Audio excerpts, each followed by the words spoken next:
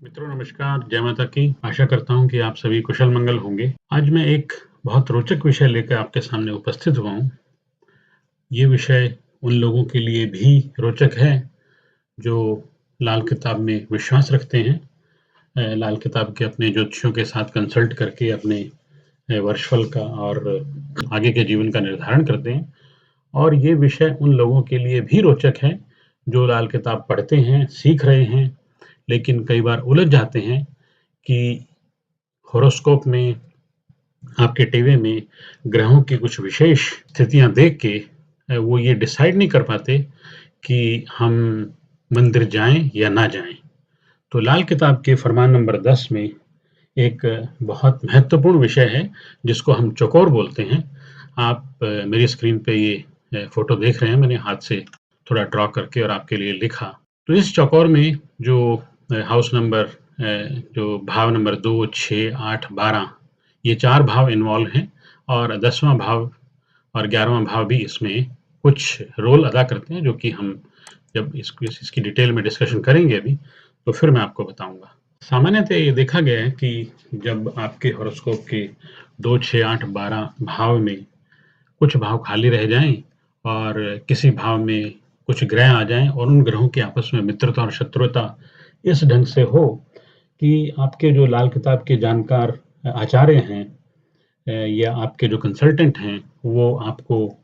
किसी विशेष वर्षफल की स्थितियों में या सामान्य तौर पे आपको बोलते हैं कि आपको मंदिर नहीं जाना चाहिए, वो आपके लिए फ़ायदे की बजाय नुकसानदायक होगा। लेकिन ये ज़रूर सजेस्ट किया जाता है कि आप मंदिर ना जाएँ, यानी कि मंदिर के अंदर परिसर में ना जाएँ, बट बाहर से आप अपने इष्ट देव को प्रणाम कर सकते हैं। तो ऐसी कौन-सी स्थितियाँ हैं? आइए बात करते हैं। सामान्यतः देखा गया है कि जब दूसरा भाव खाली हो, आप देख रहे हैं मेरी स्क्रीन पे जो दूसरा भाव खाली हो और 8 और 12 भाव में प्लैनेट बैठे हों, जो आपस में शत्रु हैं, तो इस स्थिति में कहा गया है कि आप मंदिर ना जाएँ। अब इसके पीछे का लॉजिक क्या है? 8 और 12 जो भाव हैं, ये आपस में मिलते हैं, यानी कि 8वें से 12वें भाव को दृष्टि जाती है, यानी कि 8वें में बैठा हुआ प्लैनेट 12वें भाव को देखता है। अगर 8वें और 12वें के प्लैनेट आपस में एक-दूसरे के शत्रु हैं और इनमें आपस में दृष्टि है, तो 8वें का ज़हर, जो 8वें में बैठा हुआ प्लैनेट है, उसका ज़हर 12वें भाव में चला जाता है, 12वें भाव के प्लैनेट में चला जाता है। अब उससे होता क्या है कि जो 12वां भाव और दूसरा भाव है, जो मंदिर वाला भाव है, जिसको हम धर्म स्थान बोलते हैं, ये दोनों भाव आपस में मिलते हैं। मिलते मतलब इनके गुणों का मिलान होता रहता है। अगर दूसरा भाव भी एक्टिव हो और 12वें भाव में तो एक्टिव हो ही गया, क्योंकि 8 और 12 के गुण आपस में मिल गए। तो अब 8 और 12 का ज़हर जब मिल के 12 में आ जाता है और अगर दूसरा भाव एक्टिव हो, अब दूसरा भाव कैसे एक्टिव होगा? या तो दूसरे में कोई प्लैनेट बैठा हो। दूसरे में अगर कोई प्लैनेट बैठा हो और दूसरा भाव जाग गया स्थितियों के हिसाब से, तो 12वें भाव का जो ज़हर है, यानी कि 8 और 12 का जो ज़हर है, वो मिलके दूसरे भाव में चला जाता है और जिससे दूसरा भाव, जो कि आपके परिवार का भाव है, आपके जो सरप्लस मनी का भाव है, उसको नेगेटिवली इम्पैक्ट करता है। यानी कि आपके परिवार में कलह-क्लेश होंगे और आपका जो अर्जित धन है, उसमें आपको हानि होगी, यानी कि आपका पैसा बचेगा नहीं, आपका पैसा खत्म हो जाएगा। और ये कारण है कि 8 और 12 में अगर शत्रु ग्रह बैठे हैं और दूसरा भाव खाली है, अगर आप मंदिर चले जाते हैं, तो मंदिर जाना मतलब कि आपने दूसरे भाव को एक्टिव कर दिया। अगर आप लगातार एक बार मंदिर जाने से कुछ प्रॉब्लम नहीं आएगी, लेकिन कुछ लोगों को आदत है कि वो शाम को या सुबह रूटीन में मंदिर जाते हैं, तो रूटीन में मंदिर जाने से आपका दूसरा भाव एक्टिव रहता है, चाहे इसमें ग्रह हो या ना हो। अगर 8 और 12 का ज़हर दूसरे तक पहुँच जाए, तो दूसरे भाव के कारक तत्वों को, रिश्तों को या आपके धन संपत्ति को, आपके परिवार को नुकसान पहुँचता है। ये कारण है कि 8 और 12 में अगर शत्रु प्लैनेट बैठे हों, तो फिर आपको मंदिर जाने के लिए मनाही की गई है। अब कई बार ये होता है कि दूसरे में प्लैनेट है, लेकिन वो प्लैनेट सोया हुआ है। अब दूसरे का प्लैनेट कब सोया होता है? जब 10वां भाव खाली हो। 10वें भाव में अगर प्लैनेट नहीं है, तो दूसरा भाव सो जाता है, दूसरे भाव का प्लैनेट सो जाता है। तो अगर दूसरे भाव का प्लैनेट सोया हुआ है और आप मंदिर जा रहे हो, यानी कि उस भाव को जगा रहे हो, तो उस भाव को अगर जगा रहे हो और 8 और 12 की शत्रुता की वजह से 8वें भाव के प्लैनेट का ज़हर 12वें में मिलके दूसरे तक पहुँच जाता है, तो भी मंदिर जाना आपके लिए नुकसानदायक है, चाहे दूसरे में सोया हुआ प्लैनेट बैठा हो। तो ये बड़ा ध्यान देने वाला विषय है, इसलिए इसमें कन्फ्यूज़ नहीं होना है। मेन कंडीशन इसमें ये है कि दूसरा भाव अगर आपका खाली है, तब आपको देखना है कि 8 और 12 की जो रिएक्शन है, नेगेटिव है या पॉज़िटिव है। अगर 8 और 12 में दोनों मित्र प्लैनेट बैठे हैं, जो जैसे कि मैंने 7वें पॉइंट में यहाँ पे बताया हुआ है और दूसरा भाव खाली है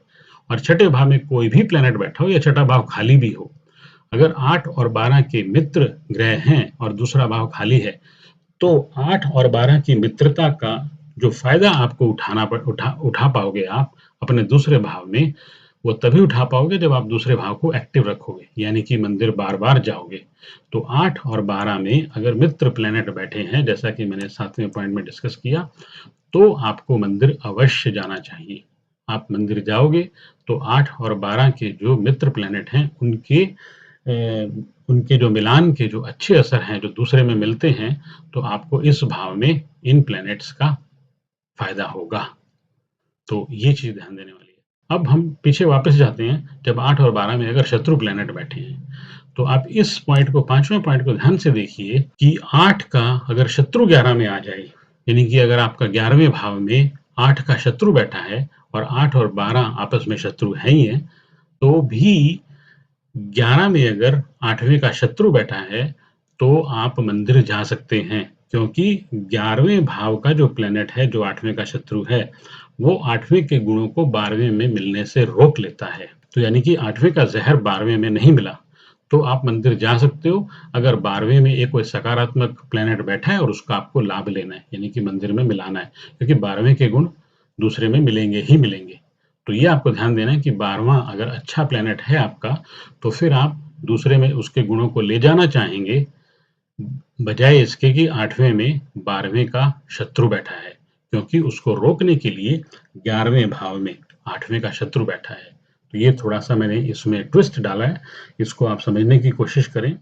और मान लीजिए अगर आपके 11वें में कोई प्लैनेट नहीं भी बैठा है, खाली है, और सबसे पहले वाली केस स्टडी जो हम बात कर रहे थे कि 8 और 12 में अगर आपस में शत्रु प्लैनेट है, तो मंदिर नहीं जाना। लेकिन आप एक कंडीशन में मंदिर जा सकते हो, अगर आप 11वें भाव में किसी प्लैनेट को मूव कर दो, यानी कि 11वां भाव जो आपके गुरुद्वारे का होता है। अगर आप गुरुद्वारे वाले भाव को भी एक्टिव रखो, गुरुद्वारे वाले भाव में अगर 8वें के शत्रु को भेजते रहो, 8वें के शत्रु की चीज़ें भेजते रहो, तो फिर आप मंदिर जा सकते हो। मान लीजिए 8वें में शनि बैठा है आपका, तो 11वें भाव में अगर आप मंगल को स्थापित कर लो, यानी कि गुरुद्वारे में खूब मीठा पहुँचा के, मीठे के भंडारे दे के आप 11वें भाव को अगर अपने को एक्टिव रखो, तो ये मंगल देव 8वें के शनि के ज़हर को 12वें में नहीं मिलने देंगे और 12वें में अगर आपका कोई अच्छा प्लैनेट बैठा है, जैसे शुक्र आदि, तो फिर आप मंदिर जाके 12वें के प्लैनेट के लाभ ले सकते हो। 8वें में 12वें का शत्रु होने के बाद भी, क्योंकि अब आपने 11वें भाव को एक्टिव करके गुरुद्वारे में जाके एक्टिव करके 11वें में 8वें का शत्रु स्थापित कर दिया, जो कि 8वें के ज़हर को रोक रहा है। तो ये एक चीज़ समझने वाली है। एक और स्थिति जिसमें कि आपको मंदिर जाना चाहिए, जो कि इस 8वें पॉइंट में मैंने बताई गई है कि 8 और 12 में अगर मित्र ग्रह बैठे हैं और दूसरा और छठा, यानी कि 8 और 12 में अगर मित्र ग्रह बैठे हैं और दूसरा और छठा खाली हैं, तो आपको मंदिर जाना चाहिए, लेकिन मंदिर जाने से पहले आपको एक प्रिकॉशन लेना होगा कि छठे भाव के आपको उपाय करने होंगे। यानी कि छठे भाव को शुभ करके फिर आप दूसरे भाव को एक्टिव करिए, तो आपको मंदिर जाने का लाभ होगा, क्योंकि 8 और 12 में मित्र प्लैनेट बैठे हैं। अगर आप छठे भाव को शुभ नहीं करेंगे और छठे भाव के कारक प्लैनेट अगर किसी भी परिस्थिति की वजह से खराब होके बैठे हैं, तो फिर मंदिर जाने का जो आपका लाभ है, वो छठे भाव में जाके ड्रेन हो जाएगा, यानी कि नष्ट हो जाएगा। इसलिए आवश्यक है कि आप छठे भाव के उपाय करें और फिर दूसरे भाव में, यानी कि मंदिर में जाना शुरू करें, जिससे कि आप पूरी तरह से उसके लाभ उठा सकें। अब एक तीसरी बात जो सामान्यतः आप लोगों ने देखी होगी, कुछ लोग कहते हैं कि जैसे आपके 7वें भाव में अगर बृहस्पति बैठे हों, खास तौर पे पुरुषों के, तो उन लोगों को मंदिर नहीं जाना चाहिए। अब जो बृहस्पति हैं, वो धर्म के कारक हैं और 7वां भाव जो है, बुध और शुक्र का घर है। बृहस्पति के दोनों शत्रु हैं, आपकी घर गृहस्थी का घर है। अगर आप 7वें भाव के बृहस्पति वाला व्यक्ति अगर बहुत ज़्यादा धर्म स्थान से जुड़ा होता है, तो उसका 7वें भाव का जो बृहस्पति बहुत ज़्यादा एक्टिव हो जाता है और बृहस्पति एक्टिव होने से आपके जो 7वें भाव के जो कारक प्लैनेट हैं, बुध और शुक्र, वो बुरी तरह से प्रभावित होते हैं, जिससे कि आपकी घर गृहस्थी का सुख और वो सब शुक्र खराब हो जाता है और घर गृहस्थी के सुख आपके खत्म होने शुरू हो जाते हैं, क्योंकि व्यक्ति बृहस्पति एक्टिव करके वैराग्य की तरफ जाना शुरू कर देता है, 7वें भाव का बृहस्पति। अब बृहस्पति आपने जो कुर्बानी के बकरे पड़े होंगे, अगर आप बृहस्पति को बहुत ज़्यादा एक्टिव कर लोगे और 7वें भाव का बृहस्पति जो खराब होता है, तो वो अपनी सारी बला केतु पे डालता है। तो ऐसा भी देखा गया है कि 7वें भाव का बृहस्पति अगर लोग बहुत ज़्यादा एक्टिव कर लें, तो उनको पुत्र संतान प्राप्ति में भी दिक्कत होती है। तो ये बहुत ध्यान देने वाली बात है कि जिन पुरुषों के 7वें भाव में बृहस्पति हैं, तो वो कृपा करके अपने बृहस्पति को बहुत ज़्यादा एक्टिव ना करें, यानी कि धर्म स्थान के साथ बहुत ज़्यादा रिश्ता मत बनाएँ। लेकिन एक और चीज़ देखी गई है कि जिन लोगों के शुक्र 8वें भाव में है, वैसे 8वें भाव का शुक्र कोई बहुत ज़्यादा अच्छा नहीं होता, लेकिन ऐसा कहा गया है कि 8वें भाव के शुक्र वाला व्यक्ति अगर धर्म स्थान से संबंध बनाए रखे, यानी कि मंदिर जाता-आता रहे, तो क्योंकि 8वें से दूसरे भाव यानी कि धर्म स्थान तक दृष्टि जाती है और दूसरा भाव और दूसरी राशि शुक्र देव की है, तो इससे उस व्यक्ति को अपने शत्रुओं का नाश करने में बहुत सहायता मिलती है। 8वें भाव में जिसका शुक्र है, उसको मंदिर ज़रूर जाना चाहिए। और एक और विषय है मंदिर जाने से रिलेटेड कि अगर आपके दूसरे भाव में प्लैनेट नहीं है और आपके 9, 10 और चौथे भाव में प्लैनेट हैं, तो एक बहुत रोचक तथ्य है लाल किताब का कि जो 9वां भाव है, कहते हैं कि वहाँ से ये 9वां भाव जो आप देख रहे हो, मेरा कर्सर जहाँ घूम रहा है, 9वें भाव में अगर आपकी किस्मत के बादल उठते हैं और वो 10वें भाव की जो आपके कर्म का मैदान है, उससे पानी भरते हुए निकलते हैं और दूसरे भाव यानी कि जो शनि के पहाड़ हैं, दूसरा भाव या कोसार का भाव है, पहाड़ों का भाव है, तो दूसरे भाव से जो बादल यहाँ से 9वें भाव से उठे, 10वें से पानी भरा और दूसरे भाव के जो पर्वतों से टकरा के और चौथे भाव में उन्होंने बारिश की, तो अगर आपके 9, 10 और चौथे भाव, इन 3 भाव में प्लैनेट हैं और दूसरे भाव में प्लैनेट नहीं है, तो जो यहाँ से पानी भर के जाएगा और दूसरे भाव में अगर कोई प्लैनेट नहीं है, कोई ग्रह नहीं है, तो वहाँ से उसको पर्वतों का सहारा नहीं मिलेगा, जिससे कि चौथे भाव में धन की बारिश नहीं होगी। तो ऐसे लोगों को भी कहा गया है कि वो मंदिर जाएँ, यानी कि अपने दूसरे भाव को एक्टिव रखें, ताकि जो समय-समय पर उसके किस्मत के बादलों की जो यहाँ से पानी उठ रहा है दूसरे भाव के पहाड़ों से टकरा के चौथे भाव में उनकी बारिश होती रहे, यानी कि धन की वर्षा होती रहे, तो जो धन का साइकिल है, वो चलता रहता है मंदिर जाने से। जिनके 9, 10 और चौथे भाव में प्लैनेट हैं, लेकिन दूसरे भाव में प्लैनेट नहीं है। तो मंदिर जाने से दूसरे भाव को एक्टिव रखने से ये जो बारिश होने वाला साइकिल है, ये पूरा हो जाता है और इंसान को जो धन संपत्ति का कभी भी नुकसान नहीं होता। ये साइकिल की बात कर रहा हूँ मैं। तो ये था आज का विषय मंदिर जाने से रिलेटेड।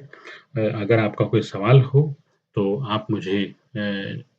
मेरे व्हाट्सएप के जो चैट में पिंग कर सकते हैं। मेरे यूट्यूब चैनल पे अबाउट सेक्शन में मेरे व्हाट्सएप का लिंक दिया हुआ है या आप इस वीडियो के कमेंट बॉक्स में अगर कमेंट करेंगे तो मुझे पता रहेगा कि कौन विषय मैंने इसमें टच नहीं किया या उसका आपको अगर और एक्सप्लेनेशन चाहिए तो मैं आपको अवश्य उसका एक्सप्लेनेशन दूँगा। जय माता दी, जय सिया राम। आप सभी खुश रहें, प्रसन्न रहें, तरक्की करें और खूब सीखते रहें। जय माता दी।